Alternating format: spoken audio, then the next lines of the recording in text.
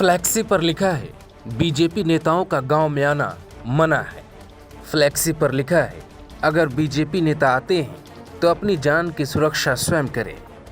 ये तस्वीरें आजम खान के गढ़ रामपुर की, लेकिन इसमें आजम खान का कहीं रोल दिखाई नहीं देता, क्योंकि ये तस्वीरें बीजेपी के उस वोट बैंक वाले गांव से हैं जहां तकरीबन 80% लोग बीजेपी के हैं।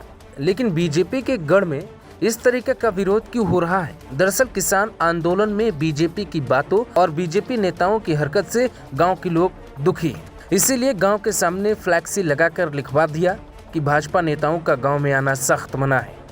अगर वो आते हैं तो अपनी जान माल की सुरक्षा स्वयं करें। लेकिन ये गांव बीजेपी का गढ़ माना जाता है। यहाँ के ज्यादातर लोग बीजेपी को वोट करते हैं, लेकिन आंदोलन की आग अब पहले से भी ज्यादा तेज होती जा रही है। रामपुर के युवक नवरीत की 26 जनवरी को ट्रैक्टर रैली में मौत हो गई थी।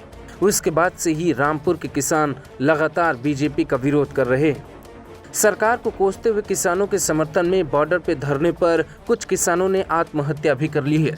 रामपुर में किसान आंदोलन का मुख्य केंद्र कुछ नेता भी बने हैं। नेताओं का किसानों से बात न करना एक गुस्से की वजह है।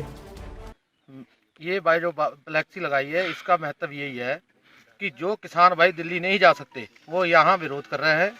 और बीजेपी के कार्यकर्ताओं का वॉकआउट हमने इसलिए किया है कि जब तक हमारी ये शर्तें नहीं मानी जाती, तीनों काले कानून वापस और एमएसपी पे गारंटी कानून नहीं बनता, तब तक कोई भी बीजेपी का कार्यकर्ता से हमारा कोई संबंध नहीं, कोई लेन देन नहीं, कोई भी हमारे गाँव में आने की कष्ट ना करे।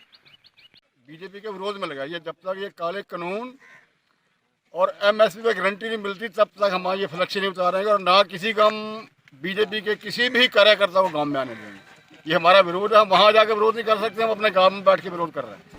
यही कारण है कि विरोध के डर से नवरीत की अंतिम अरदास में भी नहीं शामिल हो पाए थे बीजेपी के कुछ नेता।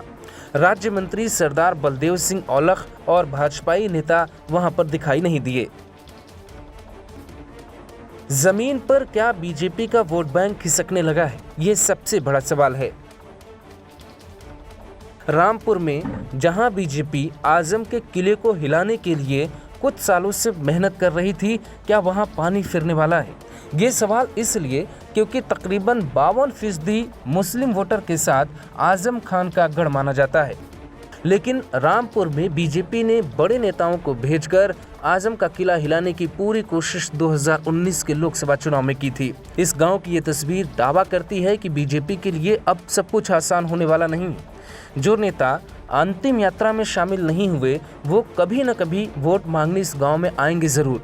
हाथ जोड़े नेताओं को क्या जवाब मिलेगा, इसका अंदाजा उन्हें भी नहीं है। फहीम खान, रामपुर, ग्लोबल भारत, उत्तर प्रदेश।